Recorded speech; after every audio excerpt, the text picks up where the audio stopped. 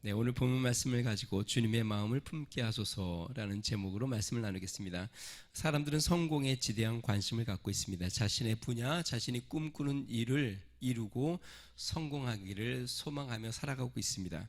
사람들이 말하는 성공의 요소는 무엇이 있을까요? 물론 성공에 대한 책들이 너무 많아서 성공에 대한 요소들을 따지려고 하면 한이 없겠는데요. 크게 간추려 보면 한 세 가지 정도라고 볼 수 있을 것 같습니다. 환경이 굉장히 중요하죠. 내가 태어난 환경, 나의 가문, 아니면 내가 사업을 하는 환경, 내 주변의 환경이 어떠냐에 따라서 내가 성공할 수 있는가 없는가가 굉장히 중요하다고 많이 이야기합니다. 그 다음에는 능력, 자신의 재능 또는 자신이 갖고 있는 지식 또는 지도력. 환경이 아무리 좋아도 능력을 갖추지 못하면, 아무리 좋은 환경에서 능력을 발휘하지 못하면 그 좋은 환경이 그에게 성공을 이루어 주지는 못하죠. 환경도 좋아야 될 뿐만 아니라 능력도 갖춰야 합니다. 세 번째는 태도, 포기하지 않는 태도, 그 다음에 인내하는 마음, 도전적인 마음들.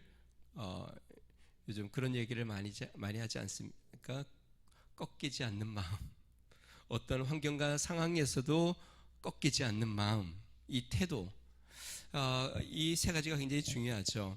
능력도 갖추어야 하고, 또 그것에 맞는 환경도 받쳐주어야 하고, 또 내가 삶을 사는 태도도 굉장히 중요하고, 이것이 다 갖추어졌을 때 성공에 가깝다고 이야기합니다. 자, 그런데 우리 그리스도인의 공식은 좀 다릅니다. 어떻게 다를까요? 환경 먼저 생각해 보겠습니다.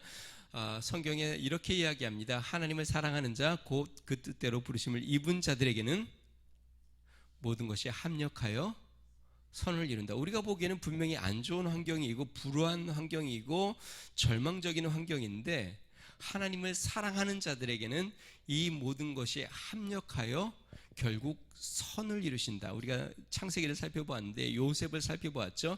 요셉이 형들에게 죽임을 당할 뻔했고 애굽으로 팔려가 노예가 되었죠. 그러니까 환경적으로 보면 굉장히 이게 성공할 수 없는, 오히려 굉장히 위태로운 환경에 놓여졌는데 하나님이 그것으로 말미암아 애굽의 총리가 되는 선을 이루시는 것을 보면, 여러분, 우리 믿는 사람들은 환경을 너무 탓하면 안 됩니다. 환경을 걱정할 필요도 없습니다. 내가 태어난 환경, 나의 가문, 또 내가 지금 사업을 하는 위치, 그런 환경들, 나에게 벌어지는 일들, 우리 그리스도는 환경을 탓하지 않습니다. 왜냐하면 성경에 분명히 하나님을 사랑하는 자들에게는 이 모든 것이 합력하여 선을 이루신다고 말씀했으니까, 환경은 누가 다스릴까요? 우리 하나님이 다스리십니다. 참새 한 마리 떨어지는 것도 우리 하나님의 허락 없이는 떨어짐이 없다고 말씀했으니까, 모든 환경을 다스리시는 분은 우리 하나님이십니다. 그러니까 환경은 우리가 그렇게 염려할 필요가 없습니다. 두 번째, 능력을 한번 생각해 보겠습니다. 주님은 나의 무엇이 되세요? 주님은 나의 능력이 되시죠. 사람의 능력이 클까요? 하나님의 능력이 크실까요? 사람이 재능이 뛰어날까요? 하나님의 재능이 뛰어날까요? 사람의 지식이 뛰어날까요? 하나님의 지식이 뛰어날까요? 근데 그 하나님이 나의 능력이 되시니, 우리는 주님을 믿는 사람들은 능력도 걱정할 필요가 없습니다. 내가 능력이 부족해도 하나님이 나의 능력이 되셔서 하나님이 나를 통하여 주의 능력을 베푸시기 때문에, 그렇기 때문에 능력도 우리가 걱정할 필요는 없습니다. 자, 그러니까 환경과 능력은 엄밀히 따져보면 좀 외적인 겁니다. 외적으로 환경이 받쳐져야 하고 내가 외적으로 갖추어져야 하는 것이죠. 근데 태도는요, 태도는 내면적인 겁니다. 내가 외적으로 갖추는 게 아니라 내 내면을 갖추는 것인데요. 자, 저를 한번 보세요. 주님은 우리의 외적인 것을 볼까요? 내적인 것을 볼까요? 주님은 중심을 보신다고 말씀했습니다. 그러니까 주님은 우리의 외적인 것을 보지 않습니다. 우리가 사무엘이 이스라엘의 왕을 세울 때에 이새의 아들들을 모아놓고 기름을 부으려고 할 때 첫째가 가장 준수하고 체격도 있고 하나님이 이새를 선택했나 보다 했더니 주님께서 그를 택하지 않았다. 나는 사람을 외모로 보지 않는다. 이새의 아들은 다윗은 내 마음에 합한 사람이다. 그의 마음이 내 마음이랑 같다. 다윗의 마음을 보셨습니다. 그래서 다윗은 실제로 이새의 아들 중에 말째였지만 부모가 보기에도 연약해 보였지만 하나님인 그를 택하셨고 그를 세워 다윗 왕조를 이루셨습니다. 자, 그러니까 그리스도인의 축복의 요소를 따진다면요, 저는 두 가지를 따질 수 있을 것 같습니다. 첫 번째, 하나님의 은혜. 두 번째, 우리 마음의 태도. 아무리 하나님의 은혜를 주시려고 해도 우리의 마음의 태도가 올바르지 않으면 하나님의 은혜가 임할 수 없고, 또 은혜를 받았어도 그 은혜를 은혜답게 살지 못하면 그 은혜는 우리에게 축복이 되지 못하고, 또 아무리 우리가 선한 마음을 가져도 하나님이 환경과 또 나의 능력에 대해 이런 모든 것들의 은혜를 베푸시지 않으면 우리에게는 축복이 임하지 않죠. 그렇기 때문에 세상 사람들은 환경이 굉장히 중요하고 능력을 갖추는 것이 중요하고 또 불굴의 마음을 갖는 것, 태도도 굉장히 중요하다고 이야기하지만 우리는 환경과 능력은 주님 앞에 있어서 주의 은혜 앞에 간구하고 중요한 건 우리의 마음. 그래서 성경은요, 우리 그리스도인에 대해서 능력을 갖추라고 말하지는 않습니다. 좋은 환경을 갖추어야 된다고 이야기하지도 않습니다. 성경 끊임없이 마음에 대해서 이야기합니다. 옥토가 되어라. 겸손한 마음을 가져라. 선한 마음을 품어라. 하나님 앞에 순수한 마음을 가져라. 마음에 대해서 계속 이야기합니다. 왜냐하면 나머지는 하나님이 책임져 주시니까. 미국에서요, 알파벳을 숫자로 매겨서 영어 단어가 우리의 삶에 얼마나 중요한지를 보여주는 그런 흥미로운 방법을 전한 적이 있습니다. 예를 들어서 이런 겁니다. A를 1번, 그 알파벳이 총 26개가 있는데요, A를 1번, B는 2번, C는 3번, 그 다음에 마지막 C, Z는 26번, 이렇게 번호를 매겨서 알파벳 단어를 각 그 알파벳 숫자를 다 더해서 점수를 매기는 겁니다. 예를 들어서 행운을 뜻하는 luck, L-U-C-K, 이 럭은요, L의 숫자와 C는 3이죠. C, 그 다음에 U, 그 다음에 C, K, 이 번호를 다 더하면 숫자가 몇이 나오냐면요, 럭은 47점이 나옵니다. 그러니까 우리 삶 가운데 행운은 한 47점의 영향을 미친다고 보는 것이에요. Love, L-O-V-E, love는 54.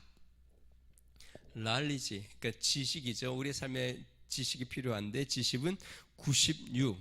그 다음에 hard work, 열심히 최선을 다하는 것은 98. 근데 그 100점이 나오는 단어가 있습니다. 여러분들이 많이 들어봤을 거예요. 뭐죠? attitude, 태도. 내가 어떠한 삶으로 나의 삶을 사느냐, 그것은 나의 삶의 100%만큼 중요하다. 어떠한 태도로, 어떠한 자세로, 어떠한 마음가짐으로 삶을 사는가, 이것은 그렇게 중요하다라고 이야기하는 것이죠. 지난 시간에 사도 바울이 빌립보 교회에 충고의 말을 했습니다. 그 안에 사도 바울 안에 다툼이 생겼는데, 제가 이야기했지만 사도 바울이 빌립보 교회의 특징은 여자 지도자들의 입김이 강한 교회라고 이야기했습니다. 교회가 창립될 때부터 여자 지도자로부터 시작이 되었고, 사도 바울이 복음을 전할 때마다 여자 지도자들이 물심양면으로 많은 분들을 함께하고 도왔습니다.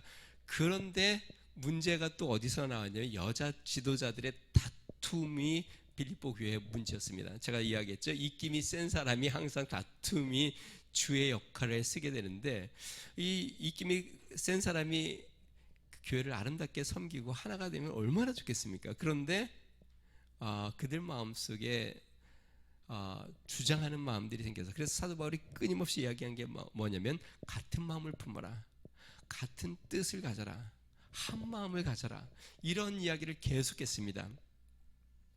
자, 이렇게 사도 바울이 이야기하면서 오늘 그 본을 보여주고 있습니다. 이러한 마음을 가져야 한다. 5절 말씀 한번 읽어볼까요? 같이 있습니다. 시작. 너희 안에 이 마음을 품으라. 곧 그리스도 예수의 마음이니. 그러니까 너의 마음도 있고 나의 마음도 있고, 사람들이 그러죠. 어떤 지도자가 있으면 그분의 뜻은 뭐래? 그분의 마음은 어디에 있대? 이 사람은 어디에 있어? 서로 마음이 맞지 않으니까 다투고 분쟁이 일어나는 것이죠. 그랬더니 사도 바울이 그 빌립보 교회에게 모두 다 그리스도의 마음을 품어라. 그리스도의 마음을. 죄송합니다. 얘기해서 너라고 해서 그냥 이해하고 들으세요. 너도 너 마음을 버리고, 너도 너 마음을 버리고, 너도 너 마음을 버리고, 모두 그리스도의 마음을 품어야 된다. 그래서 한 마음을 가져야 된다. 자, 그런데 여기에서 그리스도의 마음이라고 표현한 이 단어, 영어 성경에 뭐라고 되어 있냐면 attitude라고 되어 있어요. 그리스도의 태도를 가져라. 여러분, 이건 너무나도 당연합니다. 여러분, 태도가 어디서부터 나올까요? 어떤 마음을 가느냐에 따라서 우리의 삶의 태도가 나옵니다. 그러니까 마음이 바르면 태도가 바르게 되어 있습니다. 마음이 적극적이면 태도도 적극적이게 되어 있습니다. 마음이 소극적이면 태도도 굉장히 소극적이게 되어 있습니다. 마음이 바라야 태도가 바르게 나오는 것이죠. 그렇기 때문에 이 그리스도의 마음을 품어라, 그리스도의 바른 태도를 가져라 라고 성경은 지금 이야기하는 것입니다. 그러면 우리 그리스도인이 가져야 할 그리스도의 태도, 그리스도의 마음, 오늘 사도 바울이 그리스도의 마음을 품으라 라고 이야기했는데, 오늘 우리가 앞부분의 찬양에서도 그리스도의 마음을 본받는 자, 우리 위더스 중앙교회 모든 성도들이 나의 마음을 내려놓고 그리스도의 마음을 품는 은혜가 있으시기를 주님 축원드립니다. 자, 그러면 먼저 그리스도의 마음을 가지려면 어떻게 해야 될까요? 첫 번째는요, 자신을 바르게 여겨야 합니다. 자, 6절 말씀 같이 한번 읽어보겠습니다. 시작. 그는 근본 하나님의 본체시나 하나님과 동등됨을 취할 것으로 여기지 아니하시고.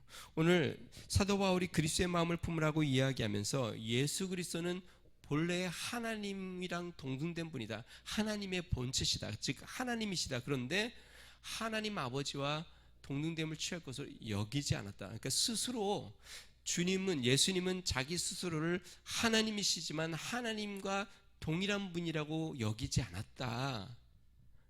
여러분, 태도는, 저를 보세요. 태도와 마음은 어떻게 여기느냐에 따라서 나오게 되어 있습니다. 한번 생각해 보겠습니다. 태도가 이제 두 가지 방법으로 사람을 대할 때 나오는데요.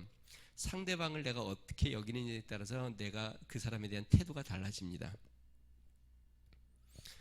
그 사람이 나보다 높은 사람이라고 여겨지면 내가 그 사람 앞에 머리를 숙이게 되어 있습니다. 그 사람이 나보다 능력이 뛰어나다고 하면 그 사람에게 배우려고 하는 마음을 갖습니다. 그 사람이 나보다 인품이 뛰어나다고 생각하면 내가 그 사람을 존경하는 마음을 갖습니다. 반대로 생각해 보겠습니다. 그 사람이 나보다 낮은 사람이라고 생각하면 상대적으로 내가 그 사람보다 좀 더 권위 있게 행동하려고 생각을 합니다. 인간적인 마음들이 보통 그렇다는 것이죠. 그 사람이 나보다 못 배웠거나 지식이 부족하다고 하면 그럼 어떻게 하려고 해요? 나도 모르는 사이에 가르치려고 하는 것이죠. 그러니까 상대방을 내가 어떻게 여기느냐에 따라서 그 사람을 대하는 태도가 내가 달라지게 되어 있습니다. 그러니까 똑같은 사람에게, 모든 사람에게 똑같이 대하는 게 아니죠. 상대방을 내가 어떻게 여기는가에 따라서 태도가 달라집니다. 자, 그런데요, 그래서 지난 시간에 사도 바울이 뭐라고 이야기했냐면, 교회 내 분쟁이 있을 때 다른 사람분을 나보다 어떻게 여기라고요? 낮게, 그러니까 높게 여기라. 다른 사람을 나보다 높게 여기라. 그러면 내가 그 사람 앞에 함부로 하지 않겠죠. 자, 그런데 오늘은 뭐라고 이야기합니까? 예수 그리스도의 마음을 품으라고 하면서 예수님은 어떻게 자신을 여겼는지를 이야기합니다. 하나님과 동등되지만 내가 하나님처럼 여기지 않았다. 자, 다시 이야기하면요, 내가 상대방에 대한 태도가 두 가지로 나타나는데, 첫 번째는 상대방을 내가 어떻게 여기느냐에 따라서 태도가 달라지고, 두 번째 내가 나를 어떻게 여기느냐에 따라서 상대방의 태도가 달라집니다. 제가 전에 그런 얘기를 했습니다. 지난주에 저 사람을 내가 상대방을 한 50 정도로 생각하는데 내 스스로 나를 80 정도로 여겨요. 다른 사람은 나를 40밖에 생각 안 하는데 근데 나는 다른 사람을 50이라고 여기고 나를 80으로 여긴다고 한번 생각해 봅시다. 그러면 내가 저 사람보다 낮아요, 높아요? 더 높다고 생각하는 거죠. 그러니까 내가 상대방을 어떻게 여기는 것도 중요하지만 나를 내가 어떻게 여기느냐에 따라서 상대방을 대하는 태도도 달라지는 것이죠. 내가 나를 높게 여기면 다른 사람이 낮아지는 것이고, 내가 나를 낮게 여기면 다른 사람이 높게 여겨지는 것이고, 지금 예수님은 자신을 어떻게 여겼는지를 이야기하는데 하나님과 동등된 분인데 동등됨으로 여기지 않으셨다 라고 이야기하는 겁니다. 자신을 어떻게 여기느냐, 이것을 굉장히 중요하다는 것이죠. 여러분, 우리가 바른 태도를 가지려면 내 자신을 내가 어떻게 여기느냐가 굉장히 중요합니다. 나를 너무 하찮게 여겨서도 안 되고 또 너무 교만해서도 안 됩니다. 그러나 존귀한 자로 여겨야 되겠죠. 아무리 높은 사람 앞에서도 내가 기죽지 않는 존귀한 사람으로 나를 여기는 것입니다. 또 내가 아무리 높은 위치에 있다 해도 의시되지 않는 사람이 되는 것입니다.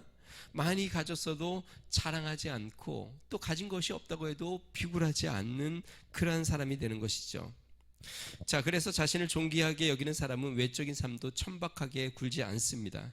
자신을 소중히 여기는 사람은 삶을 허랑방탕하게 살지도 않습니다. 내면에 사랑이 넘치는 사람은 다른 사람도 귀하게 여기고 또 미래에 대한 꿈을 가진 사람은 현재에 충실하게 살게 되어 있습니다. 자, 예수님은 어떠한 모습으로 자신을 여겼는지 우리 다시 한번 6절 말씀 보겠습니다. 같이 한번 읽습니다. 시작. 그는 근본 하나님의 본체시나 하나님과 동등됨을 취할 것으로 여기지 아니하시고. 자, 하나님 본래 하나님이시지만 하나님의 그 권리와 또 그 능력, 하나님 받을 대우를 내려놓으시고 그분과 동일하게 생각하지 않았다. 어떻게 이게 가능할까요? 어떻게 자신의 권리를 내려놓고 대우받기를 거절했을까요? 그것은 하나님 아버지에 대한 사랑, 또 모든 인류에 대한 사랑 때문입니다. 하나님 아버지를 사랑하기에 그 하나님 아버지 앞에 순종하고 복종하고 하나님 아버지의 뜻을 따르는 것이죠. 마치 이런 것 같습니다. 자녀들이 이제 나이가 들면 미성년자가 지나고 성년이 되면 이제 어른이 되면 뭐 우리 자녀들도 이제 다 성인이 되었는데요. 성인이 되면 이제는 한 인격으로 또 한 개인으로 자신의 삶을 자신 뜻대로 결정하고 선택할 수 있습니다. 그런데 성인이 된 자녀들이 부모의 뜻에 귀를 기울이고 순종하는 이유는 부모를 존경하고 부모를 사랑하기 때문에 그런 것이죠. 나이가 들었어도 성인이 되었어도 부모의 뜻에 자기 스스로 결정할 수 있죠. 그래도 부모의 뜻에 귀를 기울이는 것은 부모를 존경하고 사랑하기 때문에 그렇습니다. 예수님이 분명 하나님의 본체십니다. 하나님과 동등된 분이십니다. 그런데 하나님의 아버지의 뜻대로 순종하고 하나님 아버지의 말씀대로 따라 행하는 것은 하나님 아버지를 사랑하고 하나님 아버지를 존경하기 때문에 그런 것이죠. 사랑하는 성도 여러분, 저를 한번 보실래요? 교회 안에서는 누가 대우를 받아야 될까요? 그 개척 멤버 가장 많이 헌신했고 가장 많이 수고했으니까 헌신과 봉사를 가장 많이 하는 사람들, 충분히 그런 사람들이 대우와 봉사를 많이 받아야 되죠. 여러분, 세상에 나아가면요 그런 사람들이 대우를 받습니다. 어떤 모임이든지 가장 오래되고 가장 영향력을 많이 미쳤고 가장 많이 수고했던 사람들. 그런데요, 교회는 그것을 내려놓는 곳입니다. 교회는 누가 대우를 받는가? 가장 연약한 사람이 대우를 받는 곳이 교회이죠. 오히려 더 많이 섬기고 수고한 사람들은 자기를 더 내려놓는 것이 바로 교회입니다. 우리 예수님이 그런 것이죠. 그래서 사랑하는 성도 여러분, 주님의 마음처럼 자신을 그렇게 대하시기를 주님 축원드립니다. 자, 그러면 주님은 자신을 어떻게 이렇게 대우하셨을까요? 두 번째로 자신을 비워야 합니다. 우리 7절 말씀 같이 한번 읽어보겠습니다. 같이 있습니다. 시작. 오히려 자기를 비워 종의 형체를 가지사 사람들과 같이 되셨고. 자, 예수님은 분명히 하나님 아버지와 동등된 권리와 또 능력과 동일한 분이시지만 오히려 자기를 비웠다라고 이야기합니다. 이 앞부분에도 이야기했지만 사람들은 이렇게 채우는 것을 좋아합니다. 내 것을 많이 쌓고 내 권세, 내 물질, 나의 지위, 그래서 자꾸 쌓기 위해서 사는 것이죠. 그 중심에는 누가 있을까요? 나가 있습니다. 내 것, 나의 지위, 내 권세. 그런데 성경은 뭐라고 하냐면 예수님은 자기를 비웠다. 채우는 게 아니라 자꾸 버렸다는 것입니다. 비우고 내 것도 비우고 나의 권세도 비우고 나의 권리도 비우고 자꾸 이렇게 비우면 내가 남을까요? 안 남을까요?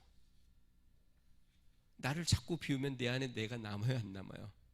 안 남으니까 내가 주인이 되지 않고 종의 형체를 가졌다라고 이야기하는 것이, 내가 주인이 아니고 내가 종이 돼버리는 것이에요. 비우다 보니까.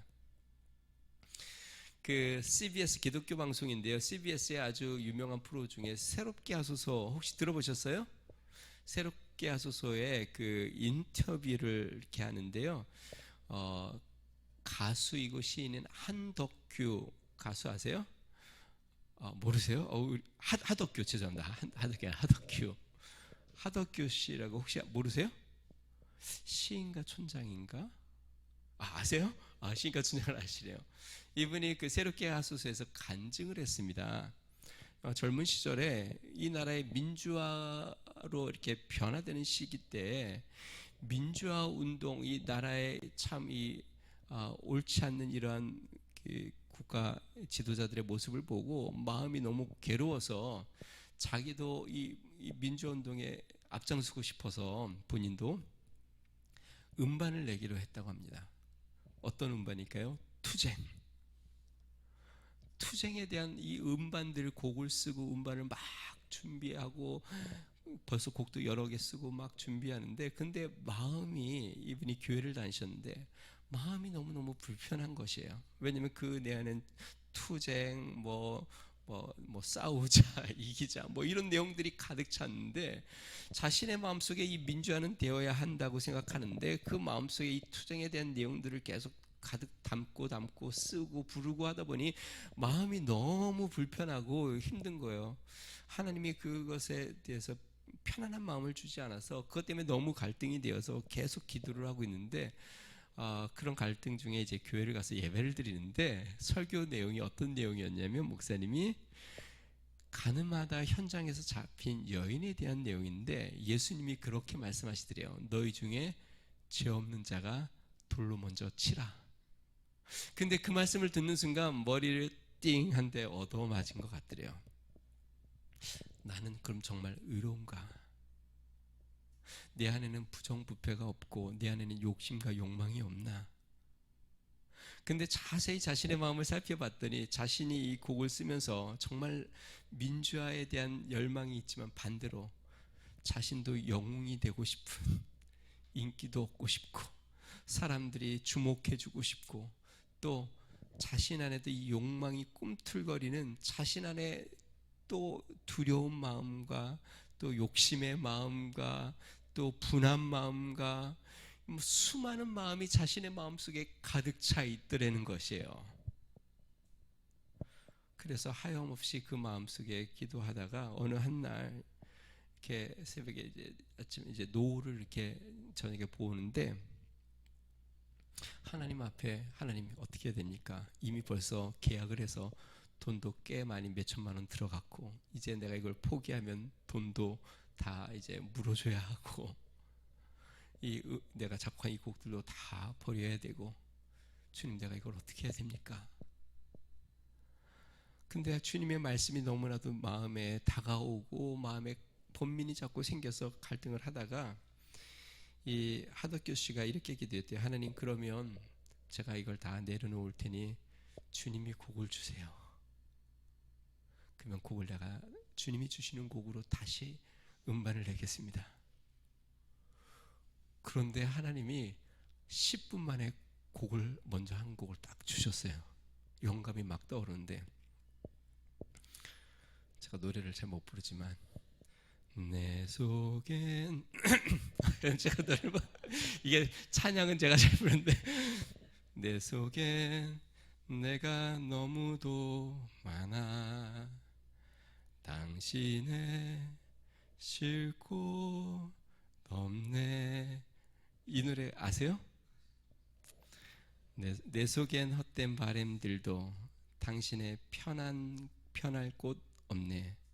내 속엔 내가 어쩔 수 없는 어둠 당신의 쉴 자리를 뺏고 내 속엔 내가 이길 수 없는 슬픔 무성한 가시나무 숲 같네. 내 마음에 이제 바람이 불면 그 메마른 가지 서로 부대끼며 울어대고 쉴 곳을 찾아 지쳐 날아온 어린 새들도 가시에 찔려 날아가고 바람만 불면 외롭고 또 괴로워 슬픈 노래를 부르던 날이 많았는데 내 속엔 내가 너무도 많아 당신의 쉴 곳 없네. 그러니까 내 마음을 이렇게 살펴봤더니 내 속에 내가 너무도 많아. 슬퍼하는 나도 많고 두려워하는 나도 많고 욕망에 가득 찬 나도 많고 성공하고 싶은 나도 많고 질투하는 나도 많고 내 안에 내가 정말 민주화로 이야기했지만 실제로 내 마음을 살펴보았더니 내 안에 5만 가지의 내가 가득 차서 다른 사람이 실만한 곳이 전혀 없고 내 마음에 슬픔만 가득 차고 내 마음에 가식으로 서로 찌르는 부분만 가득 차 있구나. 그 다음날 이 하덕교 씨가 자신의 음반을 도와주는 반주자에게 와서 같이 반주를 하며 노래를 부르고 이튿날 그 다음날 그러니까 작곡하고 다음날 음악을 녹음을 했다고 합니다. 단 이틀 만에. 가시나무새 수많은 사람들이 불렀고 수많은 사람들이 사랑하고 했던 곡이죠. 오늘 예수님이 사도 바울이 예수님에 대해서 이야기하면서 자신을 비워 나 자신을 비워 영어 성경에 이 자신을 비워를 뭐라고 표현했냐면 이렇게 표현됐습니다. Made himself nothing. 자신을 아무것도 아닌 것으로 만들었다. 천지를 만드신 우리 하나님께서 자신을 비웠다. 그러니까 내 스스로 나는 아무것도 아닌 존재로 만들었다. 자신의 모든 것을 비워내었다. 그리고 종의 형체를 가졌다. 상성도 여러분, 여러분들은 어떠세요? 여러분 안에 누가 사십니까? 수많은 내가 살고 계세요? 아니면 그리스도가 살고 계세요? 성공하고 싶은 나, 성공한 저 사람을 보면서 시기가 나는 나, 나를 인정해주지 않는 자에게 마음이 상한 나, 뜻대로 안 돼서 괴로운 나, 수많은 내가 내 안에서 갈등하고 괴로워하고 서로 찌르고 혹시 그러진 않습니까? 왜 다툼이 일어날까요? 교회 내에 아직도 내가 살아서 내 주장이 살고 내 뜻이 살고 아직도 나를 주장하기에 서로 자신을 주장하기에 그 가시가 서로 부딪혀 서로를 찌르고 서로를 아프게 만드는 것이죠. 그래서 사도 바울이 지금 이렇게 이야기합니다. 그리스도의 마음을 품어라. 예수 그리스도는 하나님과 동등된 분이시지만 예수님은 자기를 비우셨다. Made himself nothing. 자신 스스로를 아무것도 아닌 존재로 만드셨다. 그래서 종의 형체를 가지셨다. 예수님이 이런 말씀을 했습니다. 요한복음 5장 30절 내가 아무것도 스스로 할 수 없노라. 우리 생각에는 예수님은 뭐든지 자기 마음대로 자기 뜻대로 모든 권세를 가졌으니 다 하실 수 있는 분이고 다 하셨을 거라고 생각하는데 이 세상에 오셔서 예수님이 하신 말씀이 나는 아무것도 스스로 할 수 없다. 아니 어떻게 예수님, 하나님이신 예수님이 왜 아무것도 수술하실 수 없습니까? 근데 예수님이 그렇게 얘기했어요. 나는 아무것도 스스로 할 수 없다. 그러면서 이렇게 이야기하죠. 듣는 대로 심판하노니 나는 나의 뜻대로 하려 하지 않고 나를 보내신 이의 뜻대로 하려 함으로 내 심판은 의로움이니라. 내 뜻대로 하지 않고 나를 보내신 아버지의 뜻대로 나는 한다. 나는 스스로 아무것도 하지 않는다. 사랑하는 성도 여러분, 우리가 모두 그랬으면 좋겠습니다. 우리의 공동체 내에서도 저는 스스로 아무것도 할 수 없습니다. 하나님이 말씀해 주시지 않으면, 목사인 저도 또 직분자인 우리도 모든 성도도 내 삶의 모든 영역도 주님, 이게 내 삶이 아니고 주의 삶이니 내 뜻대로 하지 않습니다. 주님이 말씀하시는 대로 주의 뜻대로 내가 하겠습니다. 지난주에 우리 암송 구절이 있습니다. 요한복음 15장 5절 말씀 한번 암송해 볼까요? 시작. 나는 포도나무요 너희는 가지라. 그가 내 안에 내가 그 안에 있으면 사람이 열매를 많이 맺나니 나를 떠나서는 너희가 아무것도 할 수 없음이라. 나는 포도나무요 너희는 가지다. 예수님이 마치 하나님 아버지께 붙어져 있는 것처럼 우리가 포도나무이신 예수님께 붙어서 그 하나님 예수님 안에 있으면 그 사람은 많은 열매를 맺는데, 예수님 뭐라고 이야기합니까? 나를 떠나서는 너희가 아무것도 할 수 없습니다. 우리 스스로 그렇게 여겨야 합니다. 나는 아무것도 아닙니다. 주님을 떠나서는 나는 아무것도 할 수 없습니다. I am nothing. I am someone이 아니라 나는 이래봐도 나는 이런 사람이야. 이래봐도 내가 교회에서 이러한 직분을 갖고 있는 사람이야. 이래봐도 내가 교회 이만큼 하는 사람이야. 가 아니라 나는 아무것도 아닙니다. 주님이 뜻이 아니면 나는 아무것도 아닙니다 라고 고백할 수 있는 주님의 마음을 우리가 가져야 되겠습니다. 지난 5월 23일 국민일보에 그 기사가 하나 났는데요. 요즘 전 세계적으로 아주 폭우와 풍랑이 많이 치죠.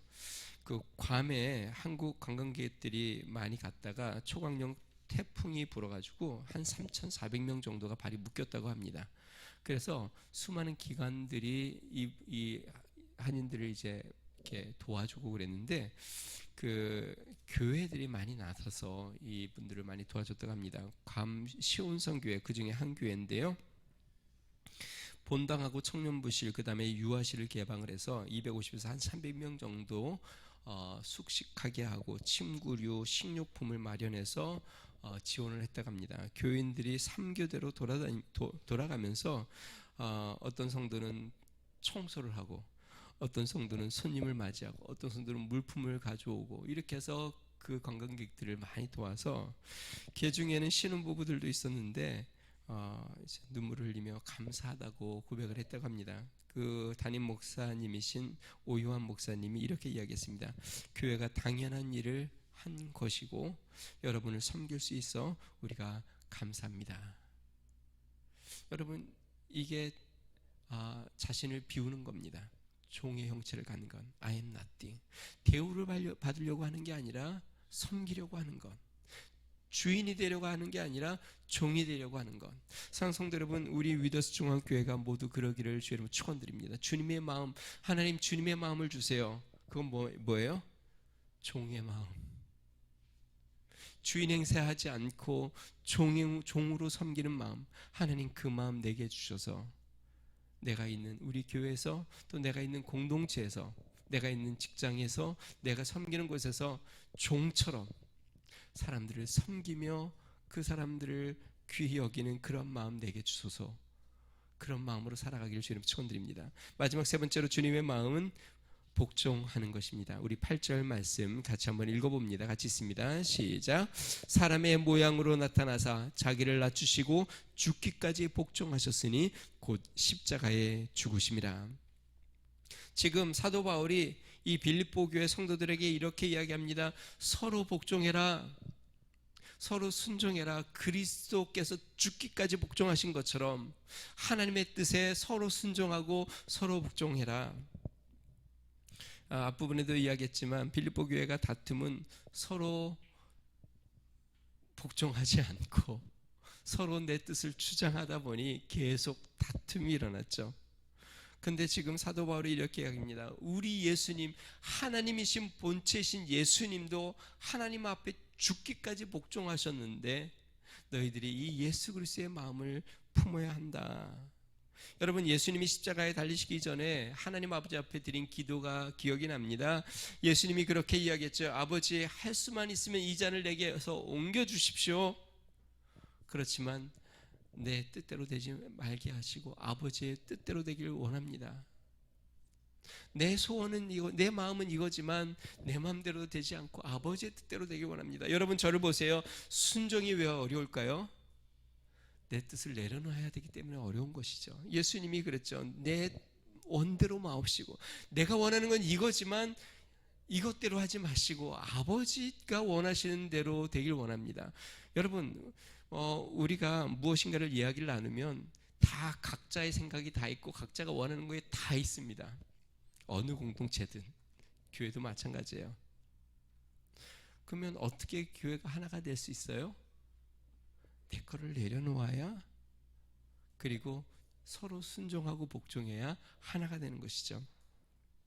그래서 지금 사도 바울이 빌립보 교회 성도들에게 너희가 같은 마음, 같은 사랑, 같은 뜻으로 한 마음으로 합하라고 이야기하면서 그리스도의 마음을 품으라고 이야기합니다. 그리스도는 죽기까지 그리스도에게 복종하셨다. 여러분, 성경에 우리 그리스도인의 덕목 중에 중요한 덕목 하나는 순종입니다. 그래서 사무엘이 사울 왕에게 이야기를 했죠.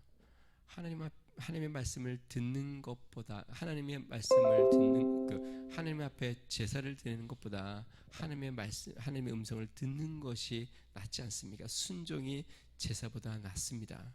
하나님 앞에 아무리 제사를 드려도 하나님의 뜻에 순종하지 않으면 그걸 하나님이 받으시겠습니까?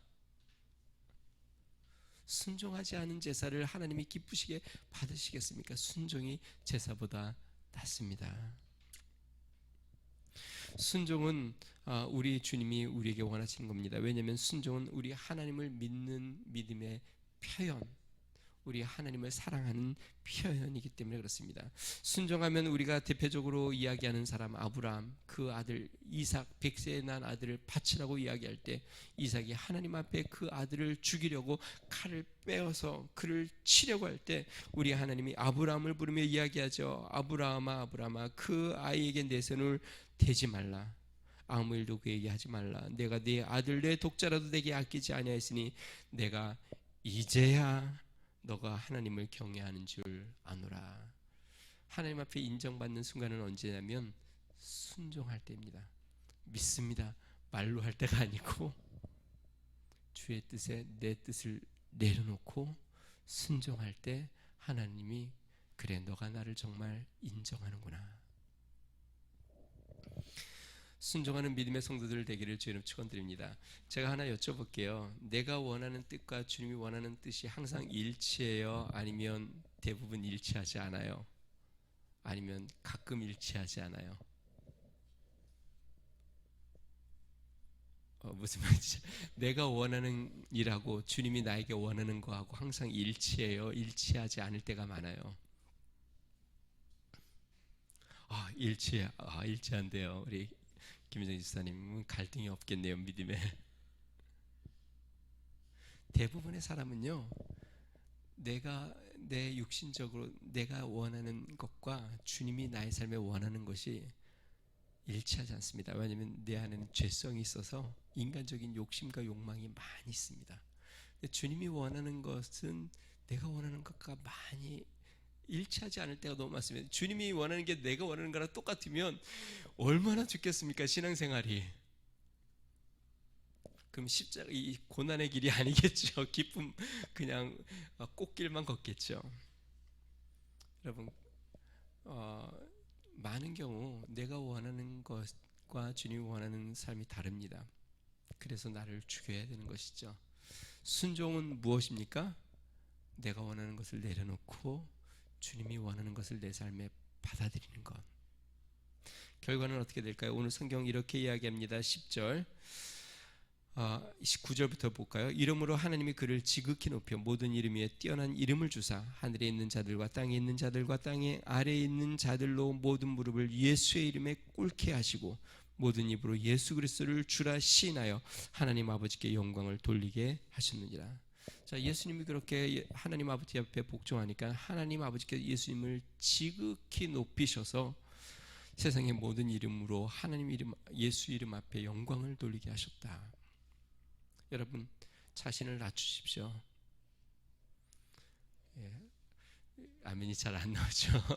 자신을 낮추시기를 주로 축원드립니다. 주 안에서. 그러면 하나님이 높여주세요. 내가 하나님 앞에서 하나님 저는 아무것도 아닙니다 하고 나를 낮추면 하나님이 내가 너를 귀히 사용할게. 그리고 하나님이 나를 높여줍니다. 하나님이 우리를 통하여 영광받게 해주시고 하나님이 우리를 통하여 주의 역사를 이루십니다. 하나님은 어떤 그릇을 써요? 자신을 비워 정결케 된 그릇에 하나님의 능력을 부어주십니다. 자신을 비우지 않고 자신으로 가득 차 있으면 하나님이 능력을 부어줄 수 없어요. 왜냐하면 이미 내 안에 나로 가득 차 있으니까. 비우세요. 옆에 분을 보고 이야기해 봅시다. 비우세요.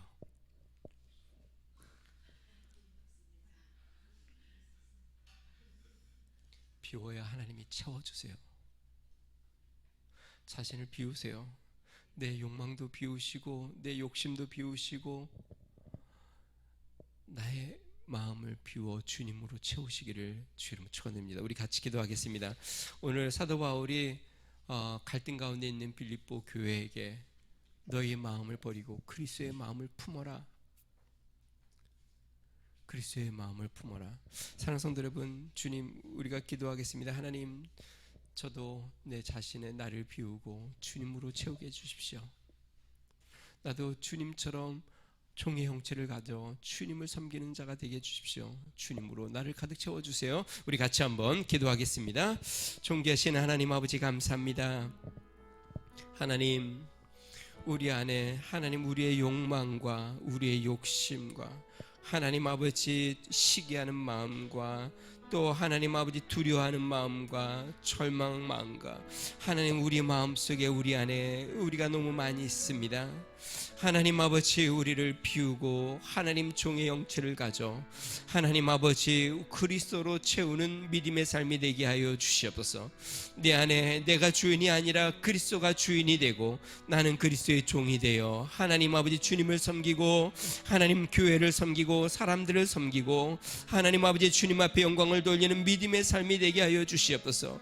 하나님 그리스도의 마음을 품은 믿음의 성도들 되도록 성령의 은혜를 더하여 주시고 주의 역사가 하나님 아버지 우리 가운데 넘쳐나도록 주여 은혜를 베풀어 주시옵소서. 주의 성령의 역사가 하나님 아버지 각 심령 가운데 충만히 임하도록 하나님 이번 한 주도 주님 우리와 함께하여 주시옵소서. 주님 감사합니다. 좋으신 하나님 감사합니다. 하나님, 우리는 높아지고 싶고 또 우리는 성공하고 싶고 우리는 부유해지고 싶고 우리는 사람들의 인기를 얻고 싶고 많은 사람들 위에 있고 싶은 욕망과 욕심으로 하나님 때로는 가득 차 있고 때로는 두려워하고 때로는 암담해하고 때로는 절망합니다. 하나님 아버지, 오늘 사도 바울이 예수 그리스도의 마음을 품으라고 말씀하신 것처럼 예수님은 하늘의 권세를 버리시고 자기를 비워 종의 형체를 가져 하나님 아버지의 뜻으로 그 마음에 가득 채운 것처럼 하나님, 우리의 삶의 주인의 자리에서 우리가 우리 자신을 비우고 예수 그리스도로 가득 채워 예수님이 우리의 삶의 주인이 되고 우리는 종이 되어 주님의 영광을 드러내어 주님이 쓰시는 주님의 사람들이 되도록 은혜를 더하여 주시옵소서. 주님의 마음 우리에게 허락하여 주시옵소서. 이제는 우리 주 예수 그리스도의 은혜와 하나님 아버지 무한하신 사랑과 성령님의 감동, 감화, 내주 충만케 하시는 중이 자신을 비우고 주님의 그리스도의 마음으로 가득 채우기로 간절히 소망하는 믿음의 성도, 가정과 교회와 나라와 민족 위에 이제로부터 영원토록 함께 하시기를 간절히 축원하옵나이다. 아멘.